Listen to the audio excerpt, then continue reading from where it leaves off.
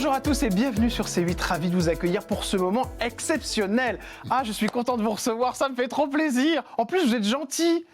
Non, c'est vrai. Pourquoi j'ai la réputation d'être méchant? Jean-Claude Bourret, merci d'être là. On est trop content de vous avoir. Je vous ai vu sur C8 avec Cyril Hanouna, vous étiez extraordinaire, on touche pas à mon poste. On embrasse Cyril qui est d'ailleurs ce soir en direct comme tous les soirs sur C8.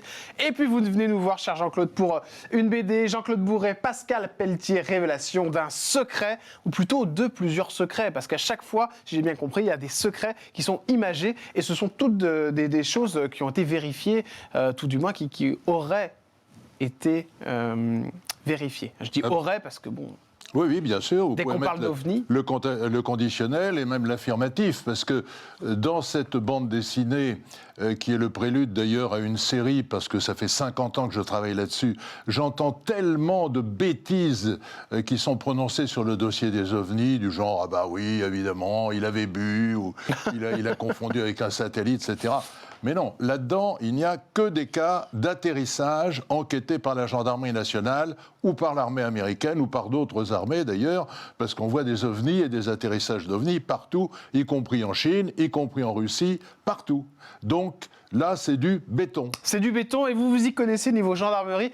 Vous comprendrez tout à l'heure pourquoi Jean-Claude Bourret est avec nous. Évidemment, les questions cachent en fin d'émission, des questions les yeux dans les yeux. Il faudra tout regarder et répondre à toutes mes questions, cher Jean-Claude Bourret. Et puis évidemment, cette émission est à retrouver sur MyCanal, les amis. Vous pouvez dès à présent y aller. Allez, c'est parti. On y va avec le portrait. Jean-Claude, j'ai trouvé une petite photo de vous. Regardez ce regard de ténébreux. Vous aviez quel âge? Ah, je la connais, celle-là. C'est une photo qui est extraite d'une photo de classe où j'étais professeur de français au lycée de Meaux et où je commençais tout juste, je devais avoir 23-24 ans. J'avais des classes de 51 et 53 élèves.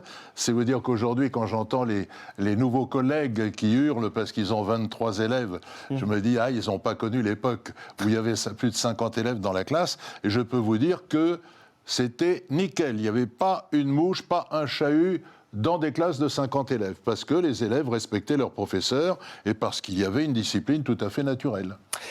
Papa fait quoi, maman fait quoi, Jean-Claude, dans votre enfance? Alors, papa, c'est un paysan de l'Ardèche. D'accord. Un paysan de l'Ardèche qui a passé son brevet supérieur avant la guerre, qui est devenu instituteur, puis qui est rentré à la SNCF. Et maman a fait exactement la même chose. C'était une paysanne, une fille de paysanne. Elle gardait les vaches. Moi aussi, d'ailleurs, j'ai gardé les vaches quand j'avais 16-17 ans, parce que j'ai plein de familles dans la région, Lozère-Ardèche. Et elle a passé son brevet supérieur. Elle est rentrée à la poste, c'est-à-dire dans une administration. Il faut bien comprendre quelque chose que vos téléspectateurs ne savent peut-être pas forcément, surtout s'ils sont jeunes, et les téléspectateurs de C8 sont très jeunes. C'est qu'avoir la retraite avant la Deuxième Guerre mondiale, c'était extraordinaire. Or, il n'y avait que les administratifs qui avaient la retraite. Les paysans n'avaient pas de retraite. Ils travaillaient jusqu'à ce qu'ils meurent. Donc c'était un privilège extraordinaire. C'est une promotion sociale inouïe. Et puis maintenant, bon, fort heureusement, tout le monde a une retraite. Jean-Claude Bourret, allons tout de suite sur votre santé, essayer de savoir si ça va bien. Et quand on parle santé, on parle aussi amour. Alors, Jean-Claude, j'ai trouvé une photo, mais attention, je ne sais pas du tout si c'est d'actualité. Donc je la tente. Ah oui, ça c'est avec ma petite femme, avec Monica. Donc Monica, c'est toujours d'actualité. Absolument, 57 ans de mariage. Non mais c'est pas possible. Mais 57 ans de mariage et le bonheur. Mais le bonheur. Et le bonheur, on est très heureux ensemble. À tous les étages, Jean-Claude. Absolument. Mais c'est possible d'être une star de la télé comme vous l'avez été et de pouvoir garder, entre guillemets, une bonne relation avec sa femme, parce qu'on connaît les jalousies, les histoires de tromperie dans les couples, souvent médiatiques, Jean-Claude Bourret. Comment vous avez réussi pour éviter tout ça? Ben, peut-être parce que je suis fils ou petit-fils de paysans. Vous savez, les paysans, ils sont durs à la tâche, ils sont fidèles, ils sont bosseurs, moi, j'ai pris tout ce que les autres ne voulaient pas prendre. J'ai pris les journaux du matin. Ça implique de se lever à 3 heures du matin. Vous savez, quand vous avez 27, 28, 29 ans et que le réveil sonne à 3 heures du matin, c'est pas forcément le confort absolu. J'ai pris les journaux du week-end parce que déjà à l'époque, les journalistes voulaient travailler du lundi 10 heures du matin au vendredi midi. Mais elle, comment elle l'a vécu, Monica Ah ben très bien, elle a été très forte parce que au début de ma carrière, j'étais très souvent absent. J'ai suivi par exemple tous les tirs Apollo, d'Apollo 8 à Apollo 17. Bien sûr, j'étais absent pratiquement 6 mois par an parce que ça durait 6 semaines un tir Apollo. Et elle était là, elle s'occupait de sa fille qui est aussi la mienne par le plus grand des hasards. Et puis voilà. Une fille. Une fille, oui. Ah, ça n'a pas été plus loin, Jean-Claude. Vous n'aviez pas le temps pour un autre enfant. Alors, ça n'a pas été plus loin, et évidemment, maintenant, peut-être qu'on aurait aimé avoir un enfant de plus. Ouais. Mais c'est le temps qui a fait... Oui, c'est surtout le métier. Vous savez ce que c'est, puisque vous êtes dans le métier aussi. On n'a pas d'horaire, on court à droite à gauche, on n'a pas de week-end. On est toujours en train de dire, ah ben ce soir, j'ai un concert avec un tel, j'ai une pièce de théâtre avec un tel.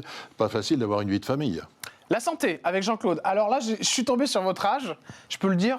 Oui, bien sûr, 81 passé, 82 ans en 2023. Et en pleine forme? Bah écoutez, je fais ma gym tous les matins tranquillement, mais j'ai eu, quand j'étais sur TF1, j'ai eu un accident du LM qui m'a cassé les 2 genoux, donc je marche sans problème, mais je fais plus de course à pied. La santé, c'est quelque chose que vous vérifiez, Jean-Claude Bourré? Ah ben la santé, dernier examen médical, impeccable, mais je pense que si la santé se dégrade brusquement, j'ai malheureusement, compte tenu de mon âge, j'ai des amis qui ont à peu près le même âge, et il y en a beaucoup qui sont partis brusquement parce que le cancer, par exemple, a frappé. Mais heureusement, on guérit aussi très bien le cancer. Vous avez été sujet à ce genre de choses ou pas du tout? Pas du tout. Vous faites attention, donc. L'alcool, vous êtes tombé dedans ou jamais? Alors écoutez, vous savez comment je m'appelle? Donc vous imaginez bien que je ne peux pas me permettre de boire. Alors je vais vous dire tout de suite quelque chose. Oui, Jean-Claude. Je n'ai jamais tiré sur une cigarette. Je n'ai jamais tiré sur un taf, comme disent les jeunes. Un pétard. Et je n'ai évidemment jamais fait une ligne de coke. Jamais. Mais alors Jean-Claude, mais on me l'a proposé 20 fois. Ah oui. On me l'a proposé 20 fois. Mais vous savez, j'avais vu sur TF1, qui s'appelait à l'époque La Une, il n'y avait pas de 36 chaînes de télévision, en noir et blanc, une émission qui s'appelait 5 colonnes à la Une. Vos téléspectateurs les plus anciens s'en souviennent. Et j'avais vu une femme, et c'est pour ça que j'ai jamais touché à la drogue, une femme qui disait « Regardez-moi bien, je vais mourir ». Ah bon, évidemment, ça nous a interpellés. Elle disait « Voilà, je suis drogué à l'héroïne ». Et comment je suis drogué à l'héroïne et pourquoi je vais mourir dans quelques mois? Eh bien parce qu'au début, on vous dit, tiens, prends un pétard, il n'y a aucun problème, il n'y a pas d'accoutumance, tout va bien. Ensuite, on vous dit, tiens, tu devrais essayer la cocaïne. Alors on essaye la cocaïne, et puis on monte un degré. Et puis après, on termine à l'héroïne, et maintenant, je vais mourir. Elle dit, ne commencez jamais. Face à la caméra, comme ça, elle dit, ne commencez jamais. Et je n'ai jamais commencé. Mais c'est intéressant, vous dites, on me l'a proposé plein de fois. Ça, c'était vos époques télé, Jean-Claude? Oui, c'était quand j'étais à TF1, c'était festif. Je dirais pas que tout le monde prenait de la cocaïne et fumait des pétards, mais bon, il y a même un présentateur que je ne citerai pas qui, un jour, pensant qu'il n'était pas à l'antenne, s'est fait une petite ligne de coke. Non, c'est pas vrai. Oui, bien sûr. Non, mais c'est fou, cette histoire. Oui, il s'est fait une ligne. Oui, il s'est fait une ligne. Il envoyait un sujet, il pensait qu'il n'était plus à l'antenne, et puis on a vu qu'il se faisait une ligne. Tout le monde n'a pas forcément compris. C'était quel présentateur? Ah, je crois que c'était Jean-Claude Bourré. Non, arrêtez, en plus je vous regarde, moi. Il est très drôle, je vous adore, vous êtes vraiment extraordinaire. Et surtout, quand je vous écoute, j'ai l'impression d'être devant la télé. Ah ben moi aussi. C'est super. Et vous aussi. Et tout le monde a l'impression d'être devant la télé. Allez, transition télé avec les coulisses, évidemment, de cette télé qu'on aime tant. Tous et toutes, allez, carrière à France Inter, 67 à 74, grand reporter en 69. Vous allez couvrir des déplacements, notamment celui des présidents de la République, Charles de Gaulle, Georges Pompidou, Valéry Giscard d'Estaing. Et puis, évidemment, Apollo, le cap Canaveral. Canaveral, pardon, excusez-moi, d'Apollo 8 à Apollo 17. Vous avez pratiquement tous fait. J'ai fait tous les tirs Apollo. Et l'époque qu'on aime tous, c'est l'époque TF1. Regardez. Photo avec Jean-Claude Bourré et ce logo qu'on aime tant. TF1 extraordinaire. Vous avez un sourire en regardant ça, Jean-Claude. C'est les années où vous explosez. Oui, j'ai eu, par le plus grand des hasards, parce qu'encore une fois, je fais pas partie d'une famille de diplomates ou de milliardaires. Ma famille, elle est très modeste. Hein. On avait les pieds dans la bouse de vache tout à fait au début de la carrière de mes parents. Et comme je vous l'ai dit tout à l'heure aussi, moi, j'ai remué le fumier.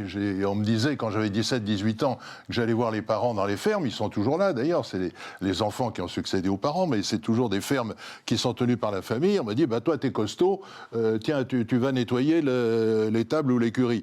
Alors j'y allais, et puis je prenais la fourche, et puis je prenais les bouses de vache, les mettais dans la brouette qui était maculée de bouses de vache, et j'allais la mettre sur le grand tas de fumier qui était à l'extérieur. Vous savez, quand on a fait ça, et qu'on arrive dans le milieu de la télé, ou que vous connaissez mieux que moi, on garde les pieds sur terre. Ouais. Moi, je garde les pieds dans la bouse de vache. C'était pas le cas de tous les animateurs de la chaîne ? Écoutez, je ne le sais pas, mais j'ai toujours eu d'excellents rapports avec mes confrères, parce que j'ai jamais fait de méchanceté à quiconque. J'ai toujours vécu ma vie tranquillement. Je suis un travailleur, un bosseur. Le JT, Jean-Claude, c'est celui du week-end ? Le JT, c'était celui du week-end pour les raisons exposées, c'est-à-dire que les journalistes ne voulaient plus faire le week-end. Il n'y en avait qu'un qui faisait le week-end sans protester, c'était moi. Donc par facilité, les directeurs disaient on va mettre bourré, lui au moins il ne proteste pas. Vous l'avez vécu comment, la notoriété ? Très bien, je suis toujours surpris quand on me reconnaît. C'est fou, hein ? Bah, vous êtes un animateur... Ça ne m'intéresse pas. Ah, ça vous intéresse pas ? Ah non, ça ne m'intéresse pas. J'ai fait la une des plus grands magazines, etc.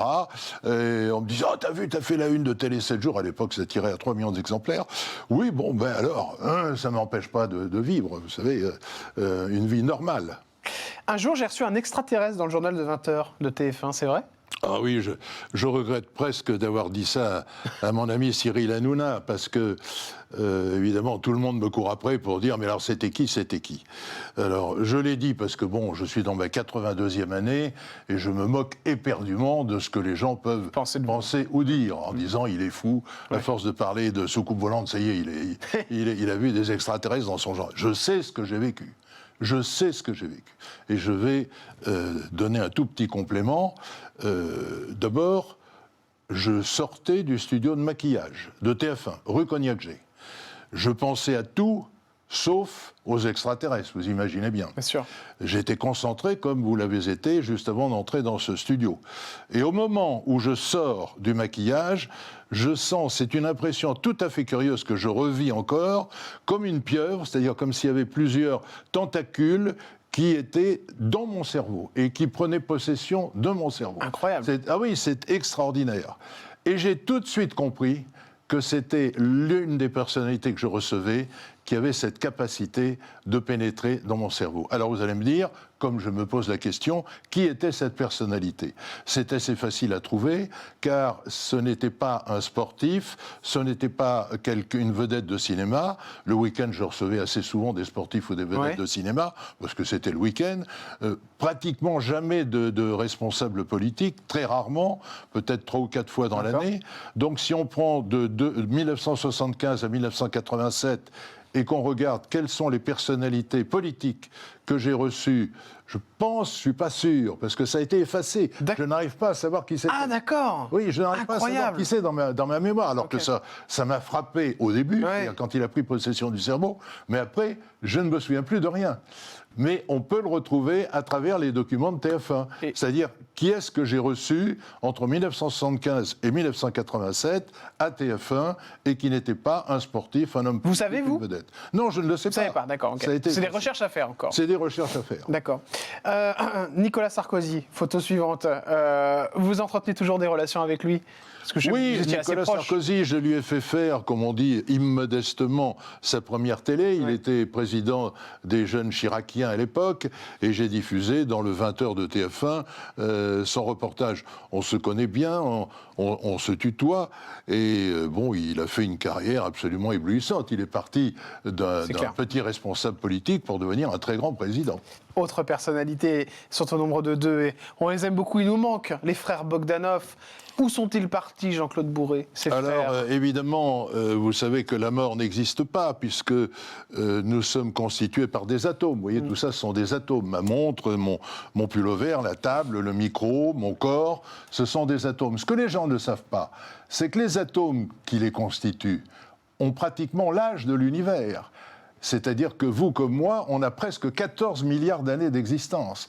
Et ce qu'ils ne savent pas, c'est que quand ils meurent, tous les atomes qui constituent leur corps se désagrègent, se déboîtent, si j'ose dire, mais sont intacts.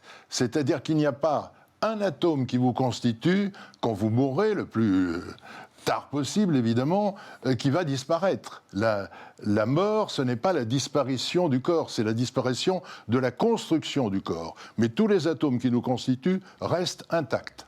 Et peut-être qu'ils enregistrent en permanence ce que nous pensons, ce que nous faisons, ce que nous disons, ce qui expliquerait ce qu'est le paradis ou l'enfer dans toutes les religions. Vous avez eu des signes des frères Bogdanov depuis qu'ils sont partis, Jean-Claude Bourré? Ah non, je n'ai aucun signe des Bogdanov, mais nous étions vraiment en phase totale. On se téléphonait très souvent, on se voyait très souvent, enfin très souvent, de temps en temps, plusieurs fois dans l'année en tout cas. Vous y avez cru à ce départ hallucinant? Vous voulez dire à leur mort? Oui. Mais ça a été un choc pour tout le monde, parce que tout le monde aimait les Bogdanov, c'était des garçons extrêmement gentils. Et pourtant, on se foutait d'eux, Jean-Claude Bourré. Oui, on se moquait un peu d'eux, parce que d'abord, ils étaient un peu physiquement surprenants. Oui. On a su d'ailleurs après pourquoi ils avaient fait de la chirurgie esthétique. Oui. Mais ils étaient extrêmement sympathiques, très sympathiques. La gendarmerie, c'est la photo suivante. Allez, avec une photo, Jean-Claude Bourré, GIGN, les exploits des gendarmes antiterroristes, mission impossible. Alors ça, c'est parce que vous avez été conseiller en communication pour la gendarmerie, Jean-Claude. Et alors là, j'ai plein de questions à vous poser. Bon, déjà, vous avez publié 27 livres sur des sujets extrêmement divers et variés. J'ai 3 questions sur trois choses qui me fascinent. Déjà, c'est le triangle des Bermudes. Pourquoi vous en avez fait un sujet que vous avez approfondi, entre guillemets? Pourquoi ça vous fascine tant, ce triangle des Bermudes, Jean-Claude? Mais parce qu'on a raconté beaucoup de bêtises sur le triangle des Bermudes. Et dans le livre que j'ai publié aux éditions de l'Archipel, un confrère a fait une enquête très approfondie que nous avons publiée. Et il révèle que le triangle des Bermudes, la disparition des avions Avengers, n'a rien à voir avec des objets volants non identifiés, a priori. Moi, j'essaye de rester tout à fait rationnel. Ouais. On ne peut pas me reprocher de ne pas croire aux ovnis. Je n'y crois pas, je le constate. C'est très différent. On peut croire à la Sainte Vierge, mais on ne la constate pas. La bête du Gévaudan. Ah oui. Ça, c'est vrai que ça a fasciné, ça, la bête du Gévaudan. Est-ce qu'elle a vraiment existé, Jean-Claude Bourré? Alors évidemment qu'elle a existé, la bête du Gévaudan. La bête du Gévaudan, elle m'a fasciné depuis mon enfance, parce que je suis issu de cette région, Ardèche, Lozère, Haute-Loire, etc. Or, j'ai entendu une fois, dans un supermarché, une maman dire à sa petite fille qui avait 7-8 ans et qui prenait les paquets comme ça de gâteaux, elle lui dit « Arrête de toucher au gâteau que la bête du Gévaudan, elle va venir te manger », avec l'accent du coin. Ouais. Et donc, voilà, elle vit encore dans la région, la bête du Gévaudan. Est-ce qu'elle a existé? Bien sûr qu'elle a existé. La preuve, c'est qu'elle a été tuée le 19 juin 1767 et que le 20 juin au matin, eh bien, elle a été autopsiée par 2 chirurgiens du roi. Et c'est là qu'il y a une histoire extraordinaire. Les 2 chirurgiens du roi ont pris 31 mesures de la bête. Le nombre de dents, la longueur des dents, la hauteur des oreilles, l'écartement des yeux, tout. 31 mesures, y compris le poids, etc. Ce rapport d'autopsie a été perdu. On l'a retrouvé en 1956, c'est une historienne. Et depuis 1956, personne n'a eu l'idée de reconstituer la bête du Gévaudan à partir du rapport des chirurgiens du roi. Eh bien, c'est ce que j'ai fait faire par un spécialiste de la reconstitution des bêtes, qui fait des cibles pour les archers, il fait des cerfs, des biches, etc. Et la bête du Gévaudan a été présentée au Presse Club de France en 2016, et on la retrouve sur le web. Vous tapez Bourré, Presse Club, bête du Gévaudan, vous allez trouver la vidéo. Zone 51, est-ce qu'elle existe vraiment? Alors la zone 51 existe. Ce qui n'existe pas forcément, ce sont des soucoupes volantes récupérées par l'armée américaine avec des petits êtres extraterrestres à l'intérieur. D'accord. Il ne faut pas confondre les deux choses. Donc zone 51, c'est une zone où il y a une quantité phénoménale de tests. C'est une zone où il y a des armements secrets américains, notamment des avions ultramodernes, quelquefois secrets, jusqu'à ce qu'on finisse Mais on par... dit qu'il y a des extraterrestres qui auraient été entreposés là-bas. Est-ce que vous y croyez, ça? Alors, je n'y crois pas pour une raison simple, c'est que, vous savez, les secrets d'État sont révélés par les hommes. Les secrets d'État, ils n'existent pas comme ça en dehors des hommes. Donc, s'il y avait une soucoupe volante qui s'était écrasée, il faut un petit peu de logique. Une soucoupe volante s'écrase. Il y a des petits bonhommes à l'intérieur, des petits extraterrestres qui sont tués par le crash. D'abord, déjà, quand on voit la sûreté de nos avions, il y a très très peu d'accidents d'avion. Or, l'aviation, elle a un siècle d'existence. Bien sûr, oui. Bon, vous imaginez une civilisation qui aurait 1000 ans d'avance, 100 000 ans d'avance ou 1 million d'années d'avance par rapport à nous. Elle n'aurait jamais de panne. Mais enfin, imaginez qu'il y ait une panne. Vous imaginez bien que le premier qui va arriver sur la soucoupe volante, c'est pas le patron de la CIA ou des services secrets américains. C'est vous, c'est moi, c'est un paysan du coin. Bien sûr. Qui va dire qu'est-ce que c'est que ce truc-là. Et à partir de là, on peut avoir des témoignages. Mais là, ça n'existe pas. On vous a pris pour un fou, Jean-Claude Bourré? Jamais. C'est impossible. Ah, je ne dis pas que c'est pas impossible. On m'a jamais dit, tu es fou, voilà. Vous me dites, est-ce qu'on vous a pris pour un fou? Quand on vous prend pour un fou, on dit, non mais dis donc, t'es pas... Des ex-présentateurs du groupe TF1 ou qui vous ont dit, mais Jean-Claude, pourquoi tu pars là-dedans? Parce que tu vas te perdre. Ça vous est jamais arrivé? Non, ça m'est jamais arrivé. Vous auriez... Alors peut-être qu'ils l'ont pensé, ouais. C'est possible. Mais ils me l'ont jamais dit. C'est dommage, parce qu'on aurait pu avoir une conversation comme on l'a tous les deux. On adore Jean-Claude Bourré, c'est parti. Les questions cachées maintenant, les questions les yeux dans les yeux. On parlera de votre BD, évidemment, juste en fin d'émission. Quand on s'appelle Jean-Claude Bourré, qu'on a été la star de TF1, combien on touche de retraite, Jean-Claude? Combien on touche de retraite? Je touche... alors j'ai plusieurs retraites. Mais la retraite de TF1, ça doit être à peu près 1600 € à peu près. Donc vous, aujourd'hui, vous touchez 1600 € de retraite? De TF1. De TF1. Vous avez plusieurs retraites, c'est ça? Donc oui, j'ai plusieurs retraites, oui. Sur les 3 4 000 € à peu près Oui, c'est ça. D'accord. C'est une belle retraite, 4 000 €, Jean-Claude Ah Bourré. bah oui, bien sûr.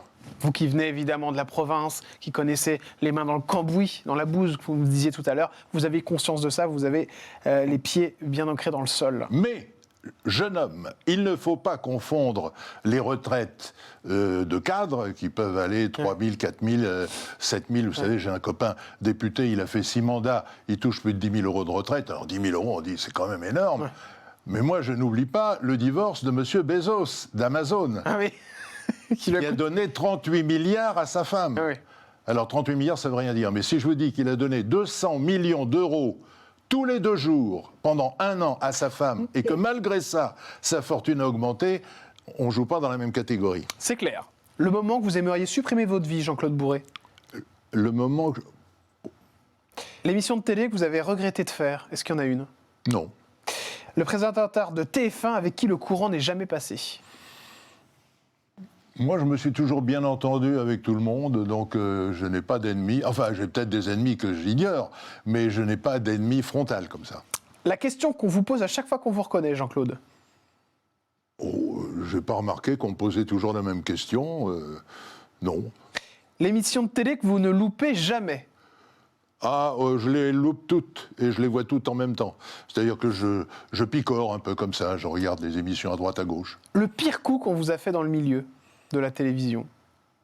Je n'ai pas souvenance de pire coup, c'est-à-dire que j'ai eu une vie finalement très heureuse à la télé. La question qui vous agace le plus?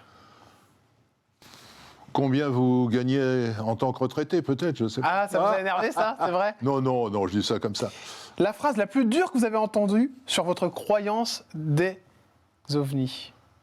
Ben, je n'ai pas souvenir de phrase la plus dure. Je conçois parfaitement que des gens qui ne connaissent pas le dossier disent ce pauvre bourré, il voit des soucoupes volantes partout. Ça ne me gêne absolument pas. Moi, je travaille depuis 50 ans sur les dossiers. Et là, je suis en train de préparer d'ailleurs la suite de cette bande dessinée, parce que je me suis rendu compte que la bande dessinée permettait d'accrocher tout le monde, les grands, les moyens, les petits. C'est clair. Ce que vous aimeriez, Jean-Claude Bourré, qu'on dise le jour où vous allez disparaître? Oh, chacun dira ce qu'il a envie de dire. Moi, je n'ai fait de mal à personne. Voilà. Je n'ai fait de mal à personne, et non seulement j'ai fait de mal à personne, mais je pense que j'ai fait du bien à certaines personnes. Je vais vous citer un exemple, puisqu'on parle des ovnis. J'ai fait une conférence à Orléans il y a quelques jours. Oui. Et le gars m'a dit, vous prenez combien? J'ai dit, mais monsieur, je ne prends rien, c'est gratuit. Il dit, bon, ben, vous me donnerez vos frais? J'ai dit, non, je prends mes frais.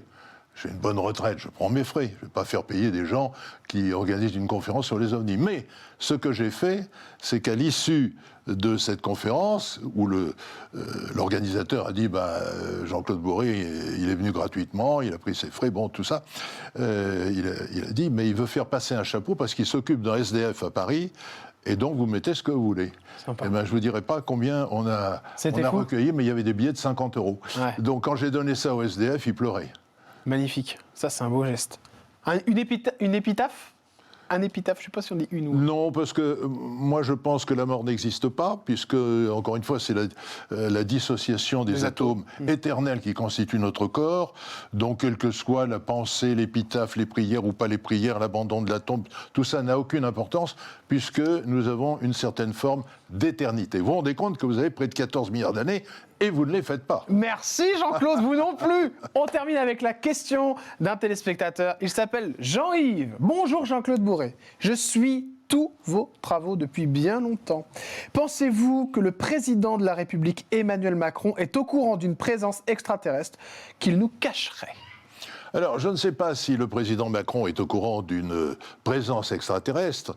Ce que je peux vous dire, puisque nous sommes pratiquement en guerre contre la Russie maintenant, à travers l'Ukraine, c'est que quand il y a eu le festival du film russe du côté de Donfleur, l'ambassadeur de Russie m'a dit « Ah, monsieur Bourré, je vous connais de réputation, est-ce que vous pourriez venir me voir à l'ambassade de Russie à Paris dans quelques jours ?» Donc on a pris rendez-vous, il y avait un interprète, et là j'ai rencontré une pilote, c'était une femme qui était colonel, pilote de chasse. Et là, on a parlé longuement des objets volants non identifiés qui ont été vus, photographiés, poursuivis par des avions de chasse russes. J'ai l'enregistrement. Incroyable. Donc vous avez un enregistrement? Absolument. Et on voit des ovnis, évidemment, partout. Donc il serait très étonnant que le président Macron, si tel est son bon plaisir, parce qu'il n'a peut-être pas que ça à faire dans la journée, s'il demande à la DGSE ou l'équivalent qu'est-ce que vous avez comme dossier sur les ovnis, on lui dira, monsieur, c'est sérieux, c'est solide. Donc c'est solide. Merci beaucoup Jean-Claude Bourré. Mais quel plaisir de vous recevoir, de parler avec vous. On resterait des heures. OVNI, révélation d'un secret.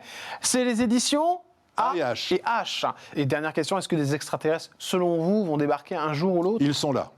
Ils sont déjà là? Et ils sont où? C'est la fin de cette émission, cher ami. Ah non, Jean-Claude! Ah non, mais ne faites pas ça! Dites-moi où ils sont! Bon, vous pouvez refermer cette émission, alors Jean-Claude, parce que vous avez refermé tellement de journaux. C'est un honneur pour moi. Je vous laisse refermer cette émission-là. Et je vous dis juste que demain, on se retrouve avec cette personnalité qui viendra nous faire un petit coucou. C'était Jean-Claude Bourré. C'était chez Jordan sur C8. À demain. L'émission est retrouvée sur MyCanal. Jean-Claude, vous avez le mot de la fin. Alors, mesdames et messieurs, vous avez découvert, si c'est la première fois que vous regardez C8, un homme qui est plein d'avenir, c'est Jordan. Bonne soirée. C'est gentil.